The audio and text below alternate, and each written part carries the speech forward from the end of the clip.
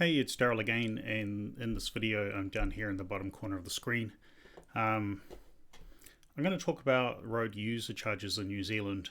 And so this video is good for people to watch if you're in New Zealand and you care about paying road user charges, which everybody should because you're all going to start paying it, maybe, even if you drive an electric or a petrol car, because before it was only diesel vehicles and heavy vehicles, and the government's having consultancy round at the moment, and they've been trying to work out what to do. So there's this unwieldy URL at the top of the screen. I might post that into the notes at the bottom of the video so you can go and look.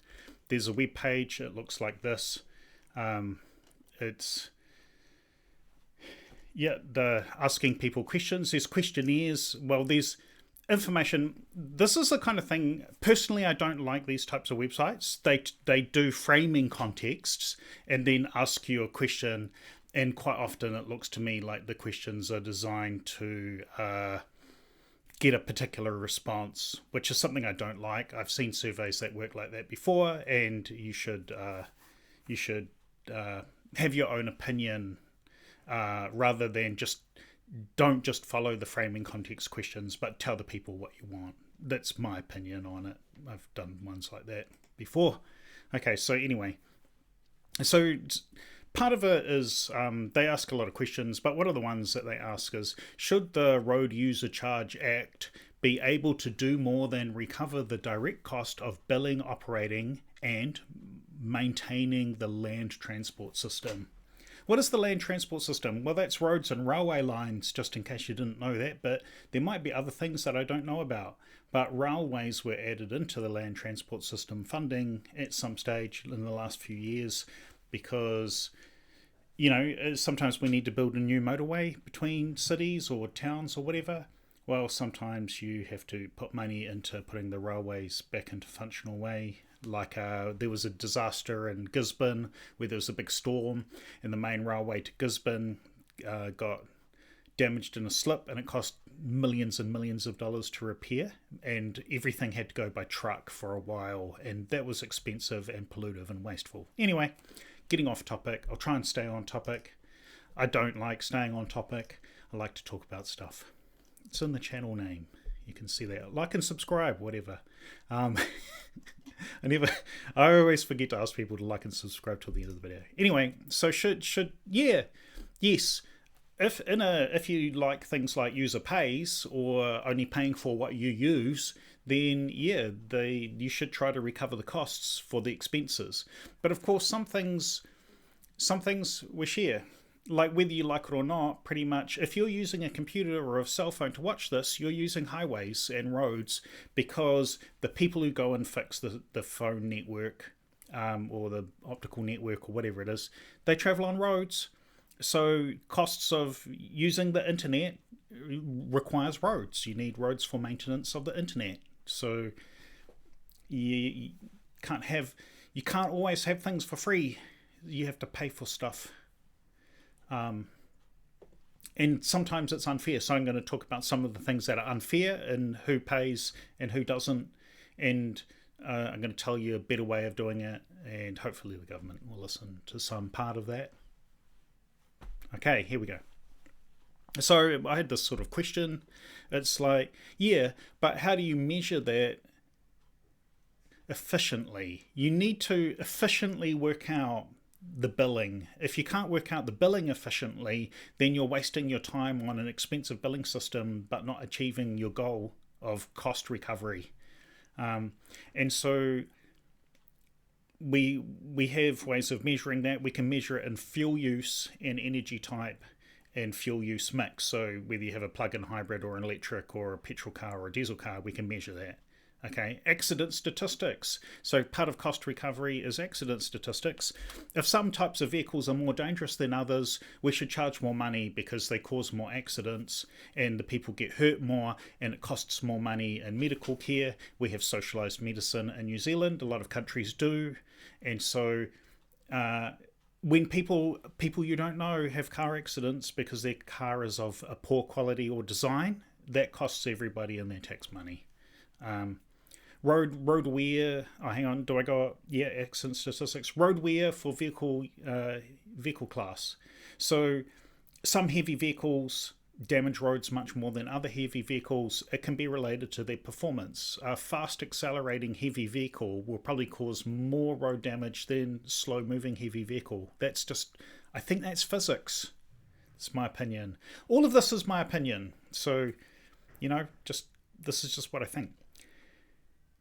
Emissions per kilogram of fuel used. Okay, so we know that if you've got a high carbon fuel like diesel or a lower carbon fuel like alcohol or something, then you can, or hydrogen, got no carbon fuel in hydrogen, then you can charge the pollution component in the fuel, which makes perfect sense. So most of the pollution component should be in the fuel pricing. If you're using electricity in a car to run your car, and 20% of that electricity comes from coal or natural gas, then you should pay for the carbon cost in the electricity in your power bill that you use to recharge the car. What else? There's also a cost if there's public transport available but people don't use it because they're using their own car. How does that make sense? If you use your own car, well, you're using up your car. Basically, cars are built for a certain number of kilometres. You're using up kilometres of your car if you drive your own car. If driving that car causes pollution, you're making that pollution. That's adding to pollution. The public transport that's running, if the bus or the train was going there and the bus or the train runs on electricity, or even if it doesn't, it's quite often more efficient to ride the bus or train than it is to drive your own car in terms of net emissions for the entire country or the entire planet. Also, another one is that you might drive your car when you could have walked or used a bicycle or an electric bike or an electric scooter or an electric moped. So it would be logical to think that you might cross-subsidize public transport by some cost on private vehicle use. That's just a logical thing that you might consider. I'm not saying whether it's good or bad. I might say that later. Okay, I'm allowed to change my mind also. If you give me a better thing, I'll change my mind. Okay, so how do we measure some of that? Well, currently we use odometers for diesel vehicles, and also we charge an ACC premium, which is Accident Compensation Corporation. So in New Zealand, if you have an accident that causes people to be harmed, injured, then we get payments for accident compensation. Because say you can't go to work because you got hurt, well then you might get 80% of your wage paid for a while you recover until you can go back to work. That's accident compensation. So effectively New Zealand has an insurance policy over everybody currently in New Zealand. If you have an accident, you can apply to the government for money to pay for your recovery, and that might pay for your physiotherapy and medical care in some cases. It might pay just money like replacement of your wages because you can't work. Not allowed to sue people for accidents in New Zealand over injuries, but you can sue people for accidents which cause loss. So if somebody drives through the front fence of your house, you can sue them. Well, you can claim from their insurance to get money back so you can build a new fence, that kind of thing. We don't have those litigious suing like they have in the United States for personal stuff. Okay. So we bill pollution in ruck effectively, diesels. The heavier your vehicle, the more ruck you pay. The more pollution your vehicle puts out, the more ruck you pay. I think those things just go combined because heavier vehicles have bigger engines, they use more fuel.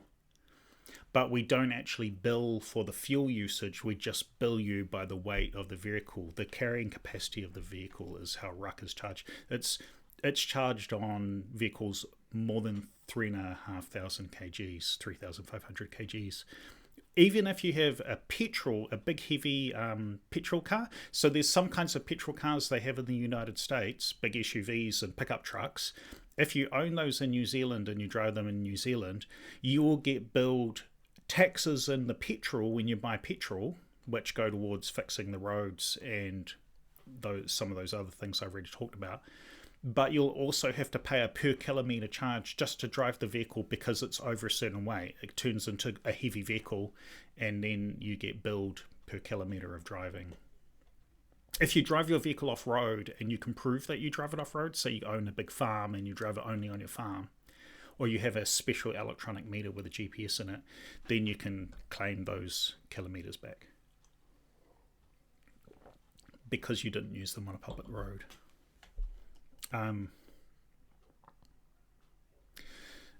We have statistics over various different kinds of motorcycle and car models, or groupings of car models and motorcycles that are based on their danger. We build the ACC. So one of those things that happened in the last decade is the cost of registering a car, like your annual fee to drive a car, that went down, and the annual fee for motorcycles went up because motorcycles are more dangerous than most cars.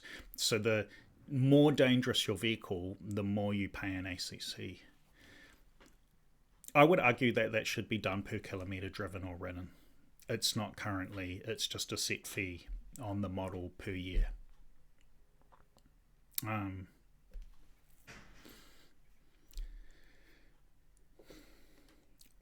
How can we, so going back to the pollution, how do we know how much pollution a vehicle makes? Well, we could do it just per kilometre driven, and that would make sense for diesel and petrol. Largely diesel and petrol vehicles, the efficiencies are kind of known. Like most petrol vehicles are in a range of efficiency, and most diesel vehicles are in a range of efficiency. Even hybrid cars are still just in their range of efficiency of very efficient petrol engines.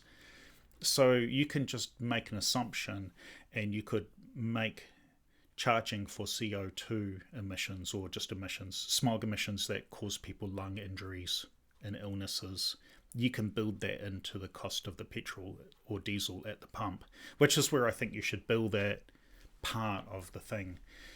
Because if you buy petrol or diesel and don't use it in a car, say use it in a generator to generate electricity, then that's still making emissions. If you use it in a garden lawnmower or a hedge trimmer or whatever, still making emissions. And by the way, all those small motors, they don't have emission standards. They're extremely pollutive. And some people say that a thing like a lawnmower or a hedge trimmer is 20 times more pollution per litre burned in terms of lung damaging, heart disease causing smog. Just that's something that people need to be aware of. So effectively, like, one of the things that if you're looking at a fix everything, you should get rid of all the petrol garden things should all go away. They should be replaced with battery powered ones. Certainly, if you are a health and safety conscious business and anybody in your employment uses small petrol engines for doing lawn and garden care, you should totally ban those things from your company before you get sued, because long-term emissions is something you know about, and those things cause heart disease and lung cancer and stuff like that. You're breathing in smog all day close to a small engine. It makes sense. There's no filtering on those little engines. What else? Back to rock.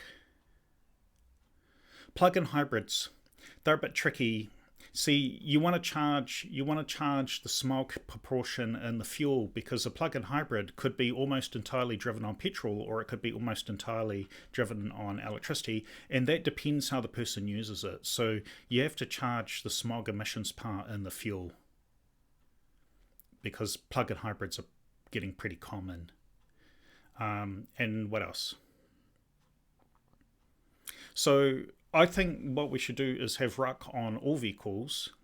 You take the road damage part out of the petrol price, and then you charge it as a ruck.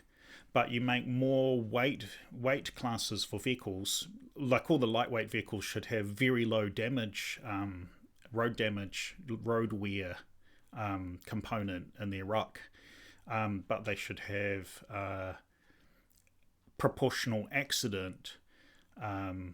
So if they, how dangerous is a vehicle in an accident, that should be done per kilometre in ruck, because currently it's done at a bulk rate and it should be done per kilometre.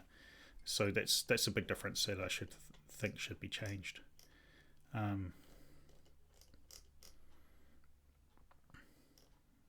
Mostly talked about that before. Yeah, motorcycles. Motorcycles have a high ACC component, but the ACC component should be done per kilometre, because you might own a cool motorbike but not actually ride it very much, in which case you're not very likely to have an accident because you're not riding it much.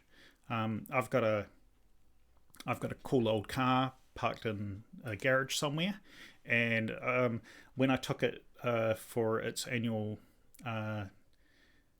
safety inspection a few weeks ago, the guy said, like, have you ever driven this car? And I was like, not really. I only took it out of the garage for a few drives, just drive around the block to keep the engine running a couple of times. And he said you didn't even drive 100 kilometres in the last year in that car. So people shouldn't be charged a fee for a car that they don't drive. I mean, I'm not the only person who has that situation. Quite a few people have, you have a project car, or a really nice car, an old sports car or something, and you don't drive it much. It's just mostly an antique, and you keep it in running order because on a nice sunny day you might drive it to a cafe, and you might not drive it very much. You shouldn't be charged a large ACC fee on an annual basis for a vehicle you barely drive. Remember, the thing was about how to get fair cost recovery. So I think that ruck should be divided into segments. I say 250 kg. It could be 200 kg segments. It could be 100 kg segments. We can do this because the weights of every vehicle's known. Like, there's a whole database. The government has all the information for that, so that can be easily done. We know that motorcycles, I think, kilometre for kilometre, are more dangerous than 3- and 4-wheeled vehicles. So they should have a high ACC component but a low road wear score. And big SUVs should have, they're not super dangerous, but they roll over more than sedans. So a big sedan should have a low danger component, a low injury component, a low accident component, but a high wear component. And a big SUV will have higher accident rates because SUVs tend to roll over more than sedans do, or sports cars even. So you need to have it proportional.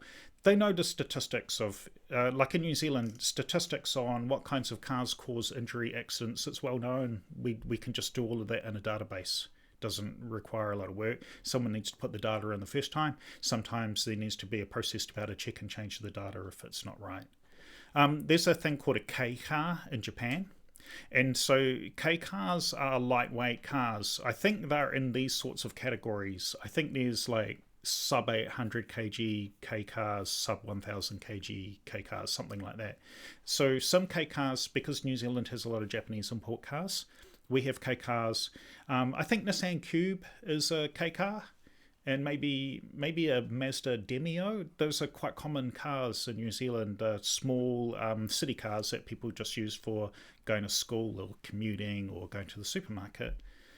So there's a few Kei Cars that are in New Zealand. There's some little vans, little Suzuki vans, maybe a little Mitsubishi van. They're in that Kei car category, and they should have very special low rucks because they're very lightweight. They're not very pollutive because, well, some of them are electric and some of them are hybrid even. Maybe a Honda Jazz is another one, or a Honda Fit. What we're missing in New Zealand, so this is another thing that needs to be fixed if you're going to change ruck, is there's a hole between the motorcycles and the 4-door cars. So the Kei car category in Japan, but also there's things like there's new kinds of enclosed motorcycles which have two wheels at the front and one wheel at the back. And there's open motorcycles that have two wheels at the front and one wheel at the back. They're safer and more stable than a normal motorcycle. And so those vehicles should all have lower ACC component, but also a low road user damage component because they're lightweight. The enclosed ones, so some of them, like New Zealand Post uses a four-wheeled small electric delivery vehicle for delivering mail, delivering post, or delivering packages, and they're ridden with a cycle helmet. They're very lightweight vehicles, so and also the person doing the mail delivery, it's a very fit and active job. So they're wearing sports type clothing and cycle helmet, or a sort of certain type of motorcycle helmet, like an open face motorcycle helmet, and they're doing that active job. That vehicle doesn't cause much road damage. It's really lightweight. They're even allowed to drive it on the footpath. That's how lightweight that vehicle is. And another thing in there is mobility scooters that often elderly people use, or people who have injuries use those mobility scooters. Some of those are enclosed, more like a getting close to the golf cart type of vehicle. And then there's a thing called a neighborhood electric vehicle, NEV. So NEVs are the kinds of vehicles that you use for pizza and package delivery, but they can be used for family cars as well. You just use them for driving to school, going to just commuting and going to the shops. In some countries, in France, they have special driver's license where people who they might have a medical problem that prevents them from driving on a highway, but they can drive a neighborhood electric vehicle because they only ever use it for short trips, so they're not going to become tired or exhausted on a short trip. They can still go to the shops or go to places to visit friends, do that kind of stuff. They might just drive them entirely inside a closed community. There's some communities in the United States which are like often in nice warm areas, retirement villages, where there's an entire town where you can drive around in small neighborhood vehicles that don't go out on the highway. And that means that elderly people who can't drive out on the public roads because of driver's license restrictions, they're only going to be driving slowly in golf carts within a closed village, so it's much safer. They're not going to ever have a high-speed crash because they're in a vehicle that only ever does 30 kilometers per hour. So we need to allow different classes of vehicles that fit in there, and so that necessitates having different weight classes. If you're gonna put a ruck on all vehicles, you can't treat lightweight vehicles the same as a heavy vehicle. There's just such a huge difference between a 1-ton car or a sub 1-ton car and a 3-ton car. That's a huge disparity. You can't bill them the same amount. That's drastically unfair, in my opinion. There we go. I think you would think that too. What else? Just a power to weight ratio. So like one of the ways to investigate whether a car is potentially safe or not is power to weight ratio. If a vehicle is very powerful and very lightweight, like some sports cars are, they're very zippy, and zippy cars are dangerous. I don't like the idea that it really aggravates me when I see people driving quickly in car parks. They just accelerate very quick in a car park. Bigger slow-moving cars in car parks are safer than fast zippy cars. Fast zippy cars are dangerous because they're agile and they do unexpected things. And there's some sort of mindset, in my opinion, about people who drive small zippy cars. They drive them in a hazardous way. I think that's relatively common. What else?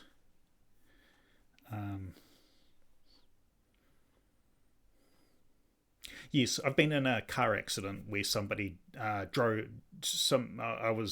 My friend was driving.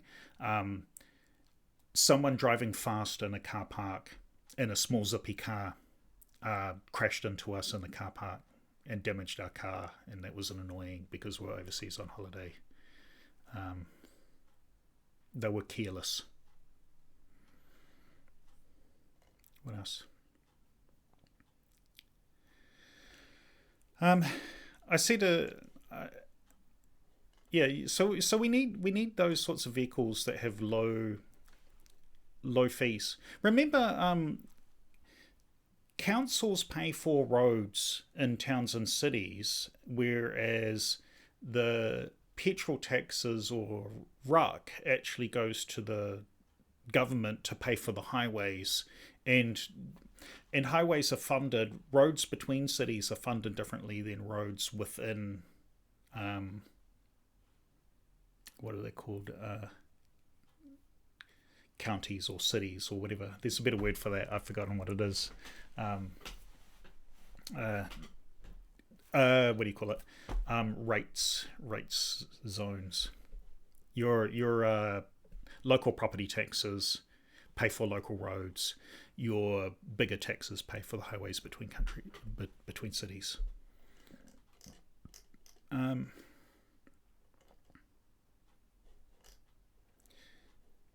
what was I trying to say about a pollution component to round it out? Yeah, I don't know. I think that can go away because you just want that to be in the fuel. But boom, that's gone. See, I've changed my mind.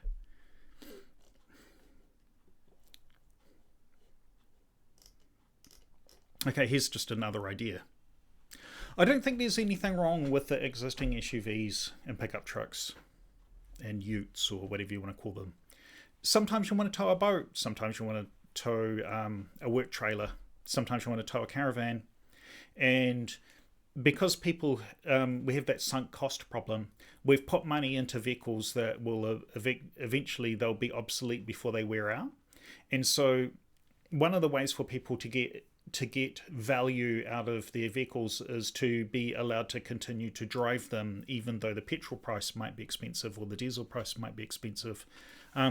It would actually be worthwhile to allow people to, you know, because most people won't be able to afford an electric vehicle to tow their boat or caravan or work trailer, especially work trailers. People need to be able to tow a work trailer if you have building stuff that you need to take to a building site or farming stuff that you need to move to a farm, hay bales or whatever.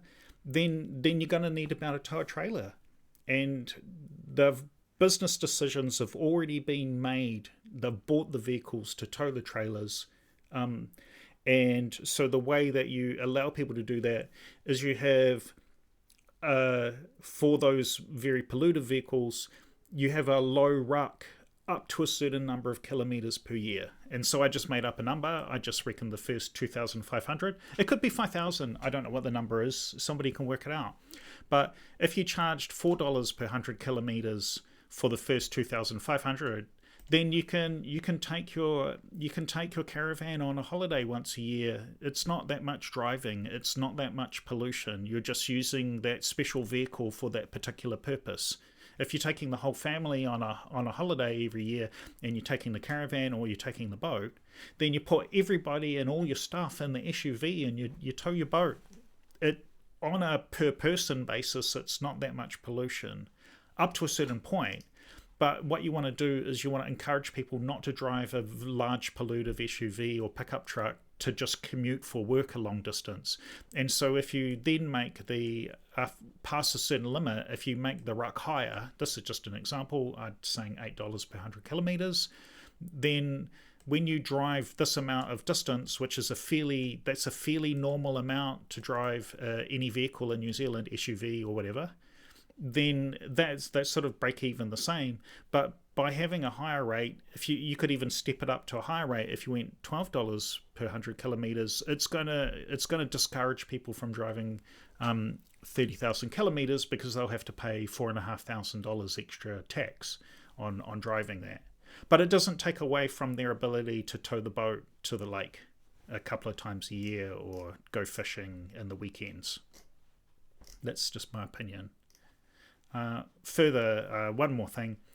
Public transport could be partially funded by RUC payments. So at the moment, if you own a house and you pay rates, part of your rates is rates for the regional council. The regional council funds public transport. If you live in an area like you might live in a place where there's basically no public transport, there's some regions in the country where there's not much public transport. You're probably not going to pay a lot for that in rates. Other places where I live, there's commuter railway and buses and stuff.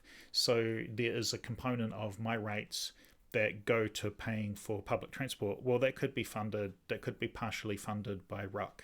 I mean, you can fund anything any way you want. Governments can change their mind and make it up as they go. That's what they're asking for. One thing I think, a way that you can use RUC is to try to remove things that are just terrible. So I think that little mopeds and 50cc motorbikes, little petrol engines, they have very little in the way of emission standards. They're very pollutive for the amount of fuel that they burn, and they burn it around people. People take their little 50cc bikes to do pizza deliveries. They hang around idling outside the pizza place. There's people there, they're breathing in the smog. That's some of the worst kind of smog you can breathe in. An idling petrol hybrid car or just a modern idling modern petrol engine makes very little and dangerous particles that cause people lung disease, whereas little motorbikes make horrendous amounts of soot that are actually bad for heart disease and lung disease. Same as the lawn care and garden care engines. All of that stuff should be electric. So you want to charge a high RUC on a 50cc bike. And that would mean that people might use electric bicycles or electric scooters or an electric kind of moped. There's electric mopeds being designed. I've seen designs for them. I'm sure you can buy them now. You can buy little 50cc kind of, what do you call them, sit-down scooter things, like a nifty 50 that have battery packs, and you pull the battery pack out and go and recharge it. But they can drive like 50 or 70 kilometers on a charge. They're good for their around town kind of commuting and for, kids to ride to university or whatever. Kids to ride to school even. The small petrol engines have out of proportion emissions compared with small petrol cars. Another thing is that you can use RUC. So if you make the RUC really low on lightweight EVs, that will make people buy the most efficient kind of vehicle you could imagine. A small two-seater EV, a neighborhood electric vehicle, or a slightly larger highway-capable, efficient, streamlined electric vehicle that's lightweight. That's much better to commute in than a motorcycle. It's way safer for everybody. I've seen there's new designs for new kinds of electric vehicles that are more efficient than motorcycles and bicycles energy-wise, because they're so streamlined or just small. But you're still enclosed, so if you're in an accident, you still have airbags, you still have side protection beams in the doors to help to prevent you from being injured.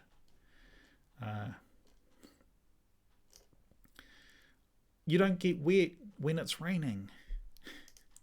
You don't get too hot. You've got an air conditioner. You've got a heater. So there's advantages in those. A low RUC on a two-seater EV or efficient sports car can move people out of commuting in an SUV. Say you're quite wealthy and you like to commute in an SUV because it's big and comfortable. Well, you could have a kind of a smaller sports car that's still cool in its own right because it's a nice design. But a smaller, lighter weight vehicle, you just transfer from a cool SUV to a cool sports car styled vehicle. Or even I've seen retro designs for electric cars that are being designed so that the vehicles are just more interesting. They have nice interiors so that they're comfortable to commute in. Another thing you can do is you put a lower RUC on an electric ute to move people away from the diesel farm and towing vehicles. And also vans. There's quite a lot of electric vans that you can buy. I think there's 5 different models currently, maybe 6 I've seen 7 different models, I think, that you can buy in New Zealand currently for electric vans, or you can order them. They'll be here soon. And I've seen some plug-in hybrids, 2 plug-in hybrids. I've seen Volkswagen and Ford plug-in hybrid vans.